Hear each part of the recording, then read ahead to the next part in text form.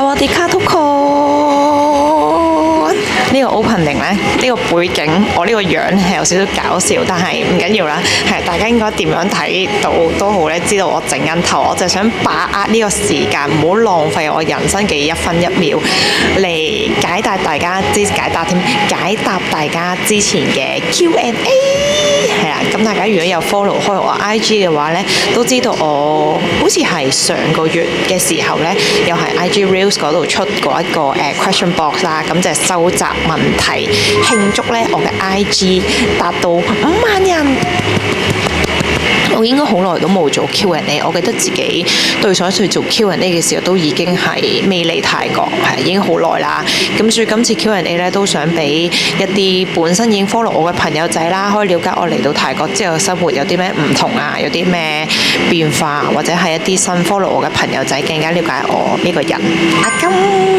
不過依家呢，第一條 Q&A 就係、究竟我今日會整咩頭呢？我今日咧係會染髮嘅，俾大家估下究竟會染咩色。如果想知嘅話呢，就一定要睇到最後啦。唔可以飛㗎。我覺得大家嘅問題好多都問得好好，好似呢條咁樣。如果你問我10分滿分，我會俾7分呢條問題，因為始終一個人嚟到泰國生活，好多嘢都要重新習慣啦，然之後重新開始啦。好似我呢啲咁樣溫室小輝，以前喺香港所有嘢都係靠阿爸阿媽嘅時候，突然之間嚟到呢度，我要自己處理晒所有問題，好多生活上可能我喺香港唔需要理嘅嘢都要自己搞嘅時候呢，咁其實係會有一定嘅壓力喺度。即係我嚟到仲要做嘢啦，然之後仲有 content creator 嘅工作啦，然之後仲要處理埋屋企嘅大小事啊，所有嘢啊，個難度喺度嘅，係啦。即使我有個泰文底，可能我喺溝通上面啊，結交朋友上面啊，冇咁辛苦，冇咁難，比較輕鬆。咁但係要自己面對可能租屋啊，交水費電費啊，然之後同其他 agent 傾偈啊，或者係自己一個人出去工作要丟其他合作嘅時候呢，都會有一定嘅壓力喺度嘅，係啦。啱啱講到自己一個人嚟泰國要面對其中一個問題就係租屋揾屋啦。我覺得首先要睇下你係自己一個人嚟啊，定同朋友嚟啦，女仔定男仔啦，因為始終女仔自己一個人嚟呢，嗰個安全度一定要更加注意。特別係你揀住屋區嘅時候啦，究竟住邊區你會比較安全，或者你對本身呢個地區熟悉程度啊，或者曼谷嘅熟悉程度，你嘅 budget 係幾多啦？因為其實依家呢，曼谷好多 condo 嘅 rate 咧已經係升咗，即係我以前2018年喺度讀書呢，個月租係8500蚊，咁但係我最近搬屋嘅時候啦，揾租屋網嘅時候，想揾翻岸率嘅嗰一區或者係 Sukhumvit 線淺綠色線嘅話呢，基本上好多都已經係1萬泰銖 up 起咯。咁所以係 budget 嚟講，你自己都要衡量究竟你可以 offer 到或者係 afford 到幾多。另外就係 agent 啦，因為其實如果你要揾屋嘅話呢，有好多途徑可以揾到。咁同埋你都要小心，就係個 agent 可唔可靠啊？佢點樣同屋主 deal啊？或者係有啲係直接係屋主同你 deal屋，咁呢啲細節都要注意。我好中意呢一條問題。BB，我想講呢，即係其實呢，我個樣啊，泰國人一睇就知咧，我唔係คนไทย，มันไม่ใช่คนไทยแน่นอนอยู่แล้วดูปุ๊บรู้เลยมันไม่ใช่คนไทย。佢第一個呢，係估我係韓國人。首先就係我嘅名啦，即係可能新朋友認識我，聽到我叫阿 Kim 嘅時候呢，佢都會咁Kim คนเกาหลี唔係ใช่คนฮ่องกง。然之後呢，當我去叫 Grab 嘅時候呢，咁啲哥哥都會問我，เป็นคนเกาหลีเหรอ？มันไม่ใช่ค่ะพี่เป็นคนฮ่องกง。係啦，唔知點解大家都認為我係韓國人，可能因為我小眼睛嘅關係，所以可能就會諗咗我係韓國人。我想講係真係有10個第一句都問我係咪คนเกาหลี。而家呢個畫面有啲搞笑，就係哥哥同姐姐佢哋幫我染緊髮啦，然之後我喺度做 deco Q&A。我覺得呢個畫面好值得留下，同埋好似大家陪緊我染髮，咁就冇咁悶。同埋咧，如果大家見到我上顏色咧，應該就見到我今次係染啲咩顏色啦。但係都要睇到最後，係啊，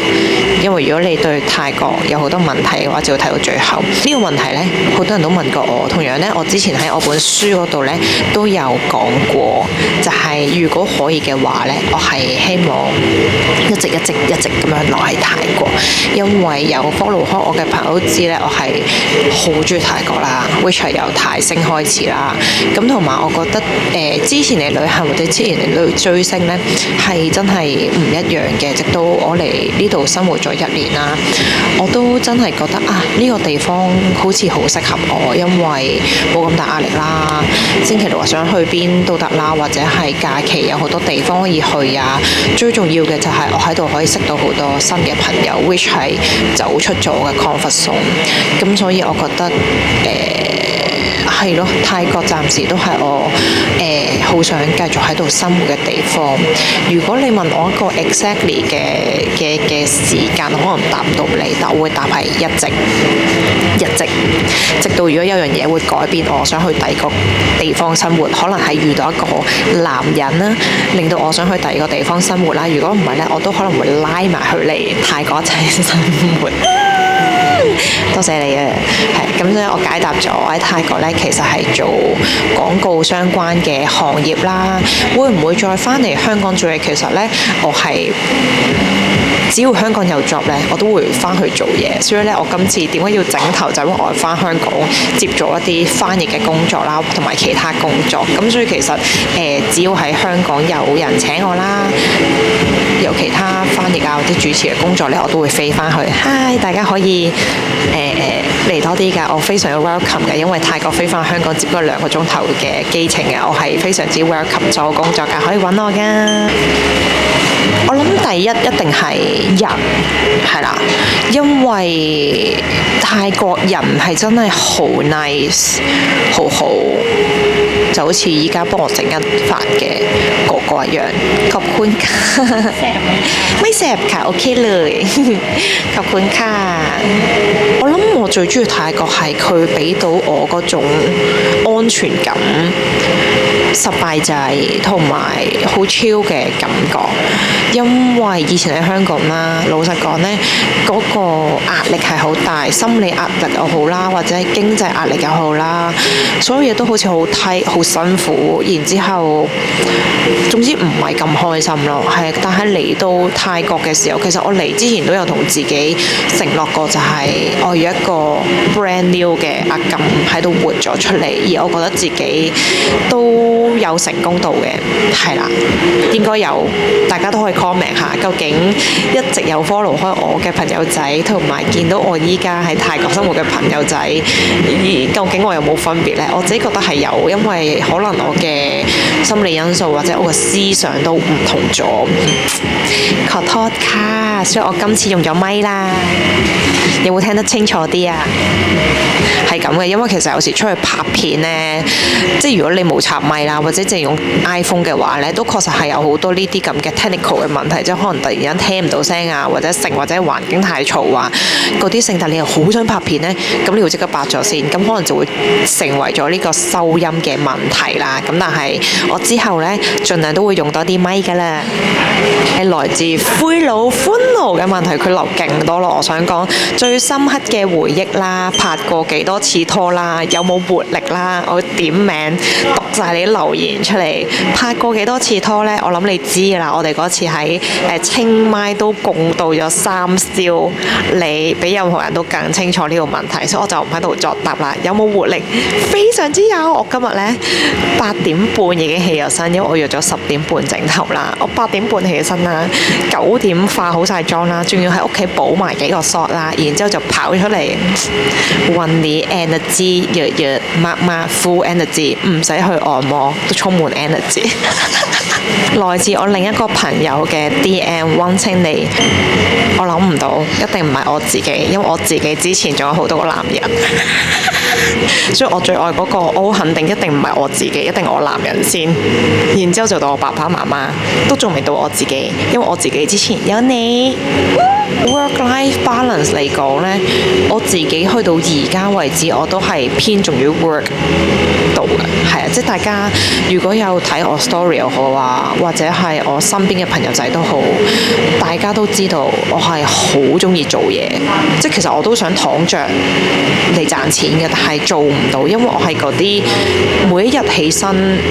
要俾自己做好多嘢嘅人，即使係剪片又好啊，出去拍嘢都好啊，點樣都要行動，點樣都要打開部電腦做啲嘢，如果唔係我會覺得有少少冇安全感。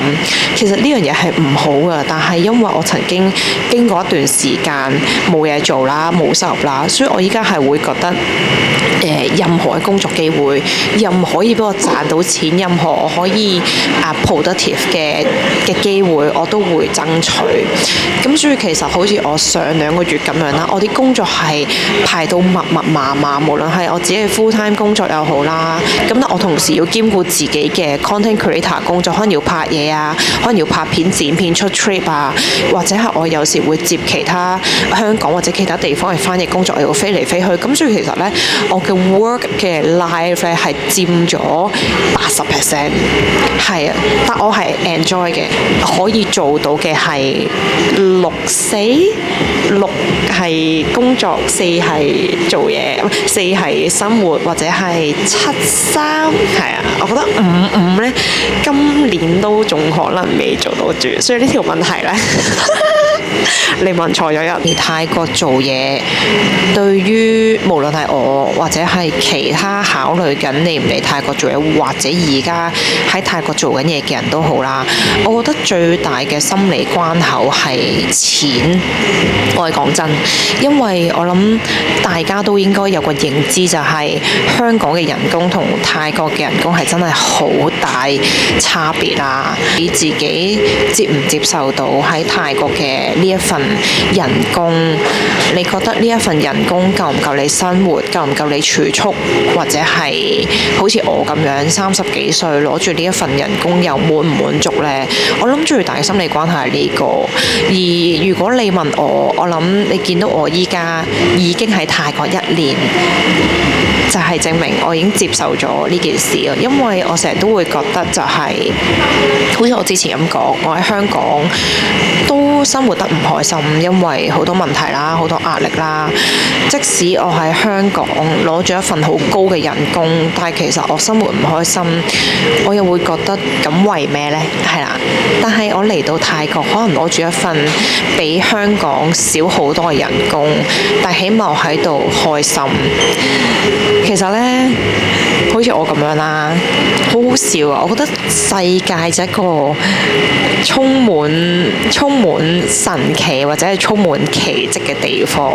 因為呢，我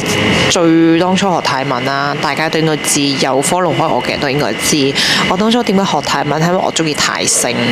我單純係因為中意泰星啦。我當初2018年學泰文呢，基本上係冇諗過究竟我學泰文之後想用嚟做乜啦，可以做到點，係真係冇諗過。但係學咗泰文，確實係令到我多咗好多工作機會，亦都令到我好似而家咁樣啦，喺泰國有好多唔同嘅工作機會。咁所以你問我學泰文對未來有啲咩發展，就係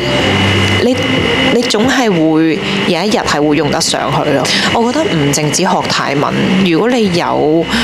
衝動或者有呢個興趣學一樣新嘢，唔知啊，我個人係嗰啲你想學就學，唔需要諗究竟呢一樣嘢將會為你帶來啲乜，因為你學完之後呢，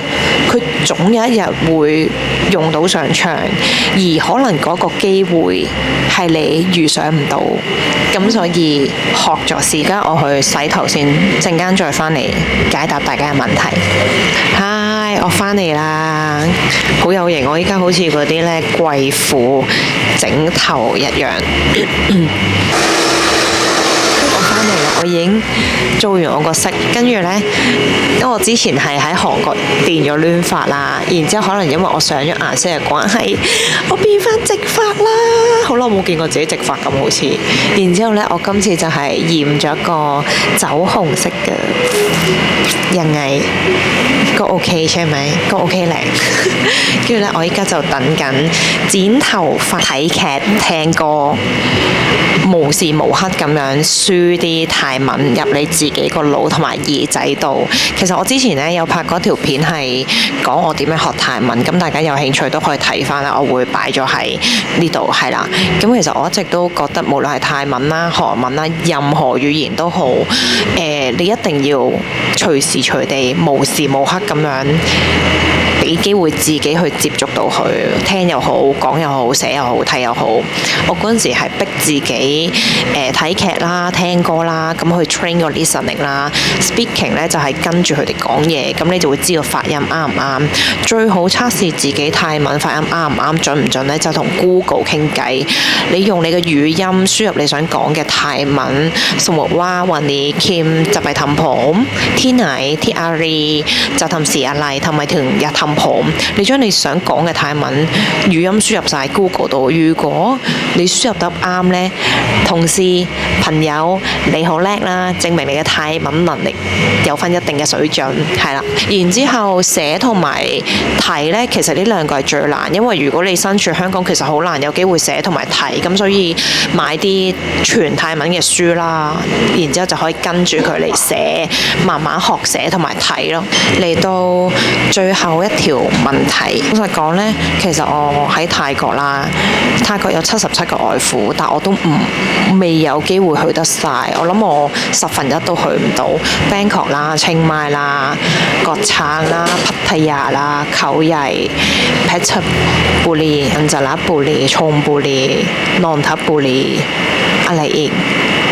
係啦，仲有好多地方我都係未去過，我都希望之後呢，有多啲機會可以去到更加多唔同嘅外府，俾大家睇下。哦，泰國其實 Bangkok 以外有啲咩地方好玩啊？成呢個都係我其中一個喺泰國嘅目標，就係去多啲唔同嘅外府嗰度玩同埋見識。好啦，今次嘅